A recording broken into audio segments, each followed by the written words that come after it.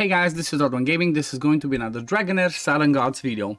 In today's video, I want to show you a team that I'm using to fight the Grave of Curse in Season 3. So, I just want to emphasize from the beginning, the team that I'm going to show you is not a free-to-play team. However, I'm going to give you, as always, for each and every single one of the heroes and the artifacts that I'm using, I'm going to tell you some more relatable replacements, okay? Even though, have lots of people that always say like, oh, this is not free-to-play friendly and whatnot. By the time you get to Season 3, most people should already have a few legendaries, okay? If you're getting to Season 3 and you don't have at least like 10 legendaries, then you might have not been playing the game right. I'm not gonna lie, because at 3 seasons we get plenty of healer lights, plenty of war model to pull during these events. Plus we have the legendaries such as Erech that we got. Dritz if you play during that time. We have Elminster, Ardress, so there's quite a few solid ones that most people should have and using in this team. And I'm going to show you something that, it's going to have mostly relatable or free-to-play heroes. So, first of all, let's check the boss's skills, okay? So, the passive, as always, they're immune to control effects.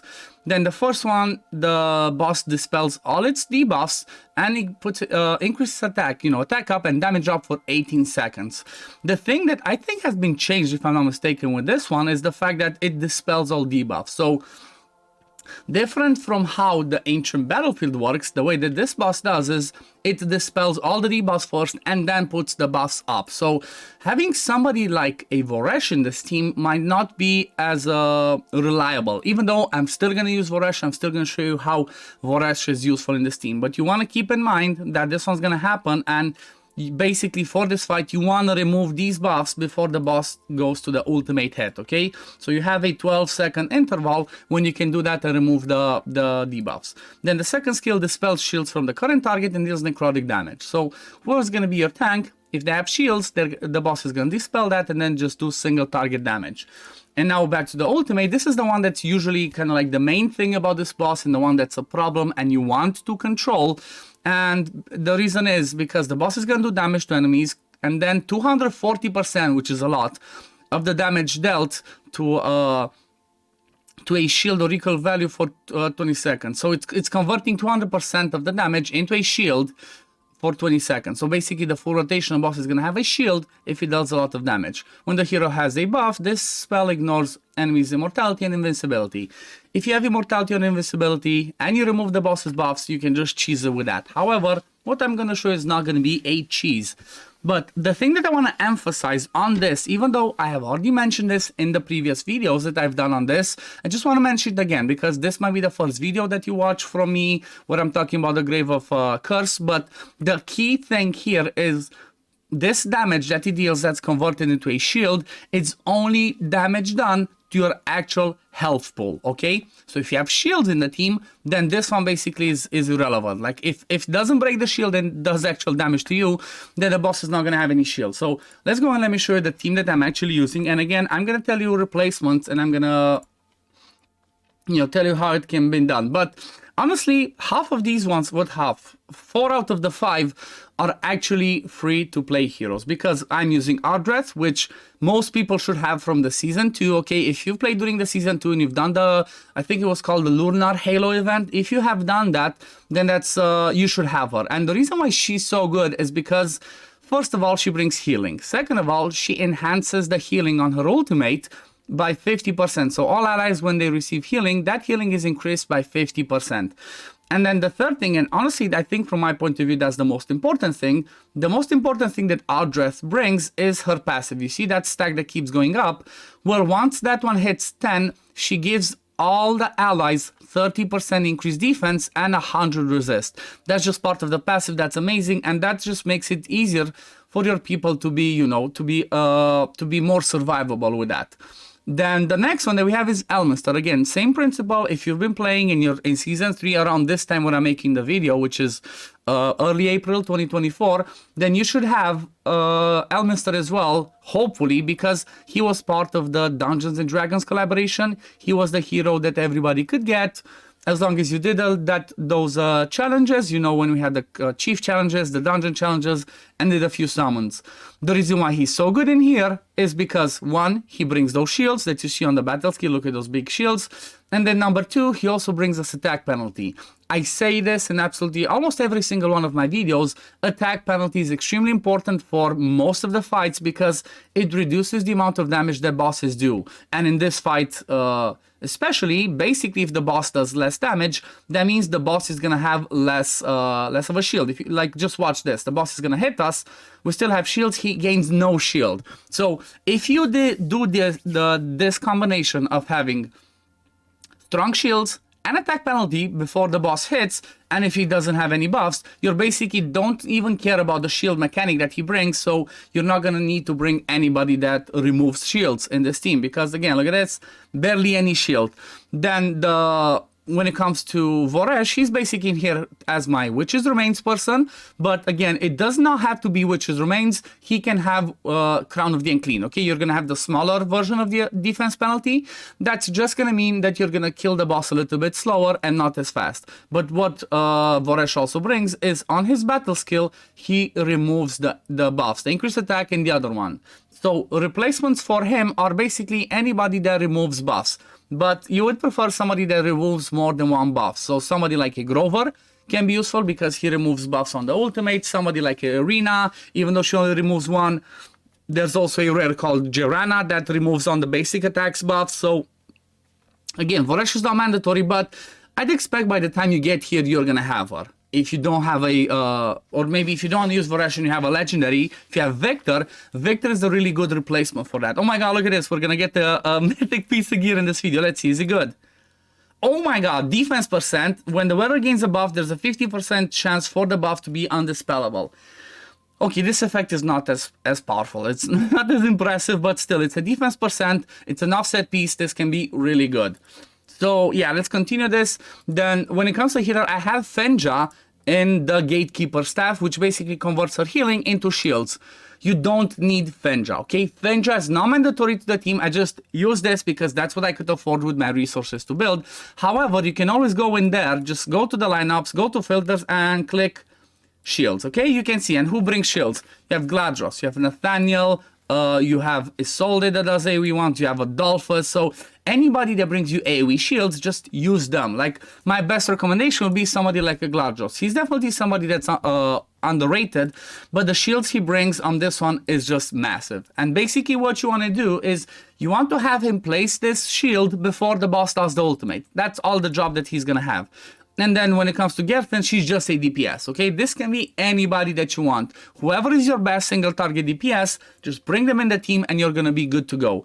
Now let's have a quick look at the skill timing. So, the way that I have Voresh, I have enough skill haste on him almost to be on an 18-second rotation, which is the boss's full rotation. I just have him going full YOLO, but then do his ultimate every 18 seconds, which honestly, I could just leave this be however it wants to use it, and it is what it is.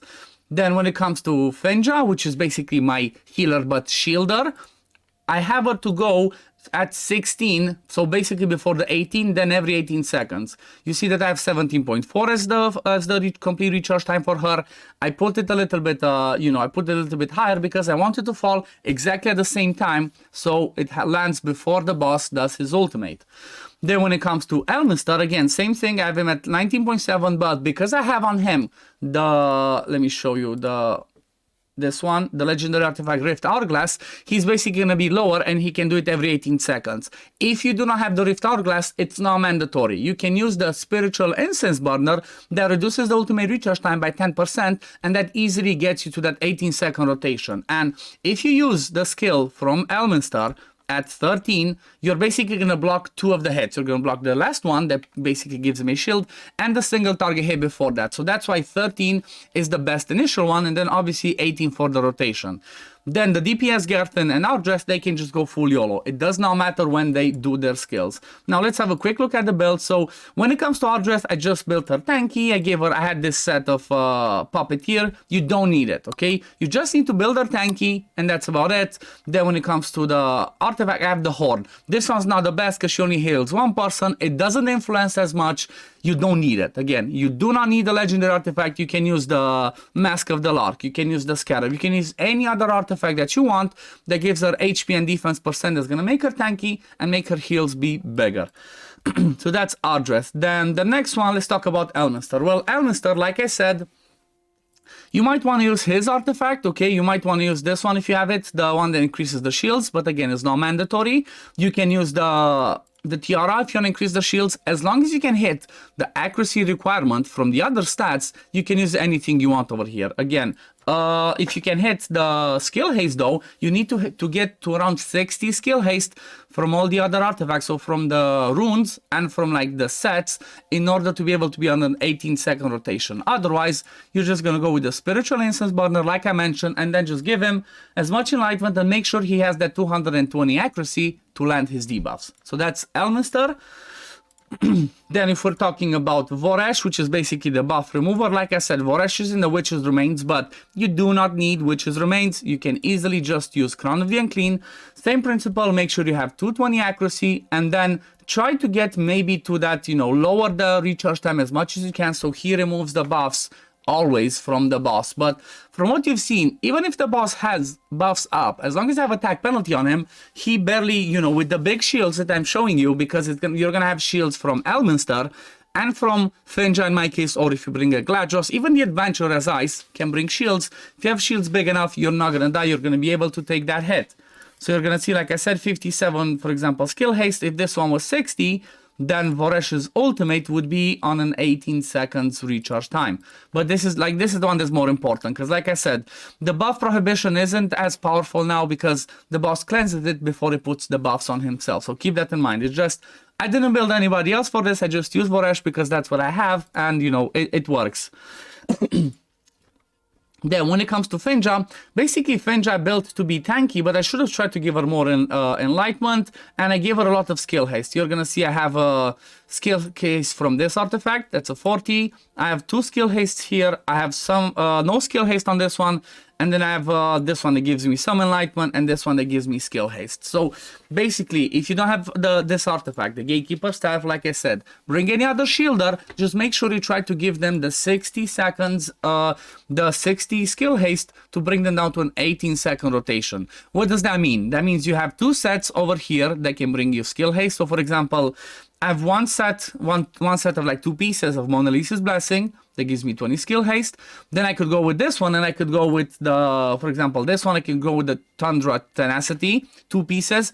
It gives me 20 skill haste. That brings me to 40. That means I need to get 20 skill haste from these 2, okay? So if I get lucky, I need to get one with a single roll that gets me to a 10, another one with a single roll that gets me to a 10, and that's it. You have the 60 skill haste, and then this artifact can be whatever artifact you want. Again, if you bring a specific shielder, you can have the Tiara. If it's somebody like a Gladios, if you have the Ravagix's Roots, you go with this one because his Gladios' shields scale off of attack and HP, and this is the most powerful one for him. If you don't have this, anything that gives you the most attack, it scales more off of attack than actual HP. Then the last one is basically just my DPS. You just build your DPS to do damage. That's all that you care about. You don't care about anything else. You see I have 100% crit on her, 3.4k attack, 202 crit damage. And that's it. Okay, I do have a nice piece on her. Look at this. Crit damage with the quad crit rate. I don't think I've ever gotten something like this.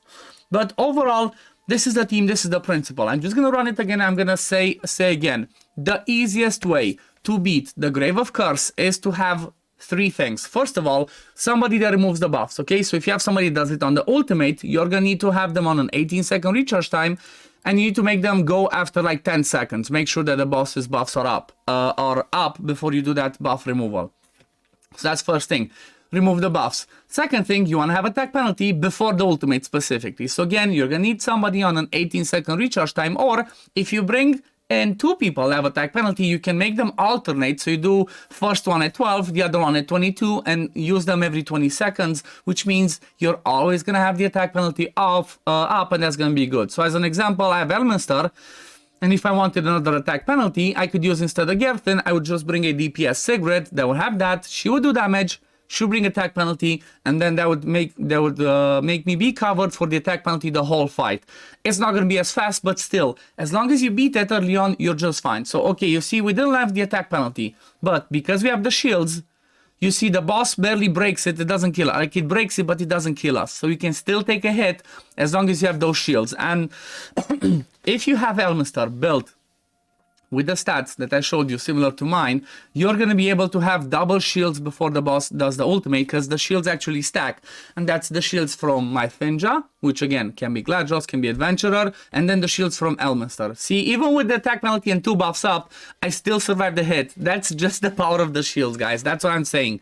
You want to have shields for this fight. Is going to make it so much easier that you're not going to believe it. It's just, you know, it's just a thing of beauty to watch. But I guess I'm gonna leave it at this, guys. Thank you all for watching. If you did enjoy this video, let me know in the comments below. If this video was helpful for you, like this video, subscribe to my channel to see when I upload next, as I'm always trying to make, you know, videos on teams that I'm using for the dungeons, on the Vortex, on the new bosses, on everything. You know, I'm trying to put the best content that I can. Around this time, I don't have as much, you know, I don't have as much time to test, unfortunately, because I'm expecting a baby. So, you know, testing some more quirky stuff is going to be limited for me. So I apologize for that. But anyway, thank you all for watching, and I'm going to see you on the next one. Peace, love, take care, everyone. Bye, guys.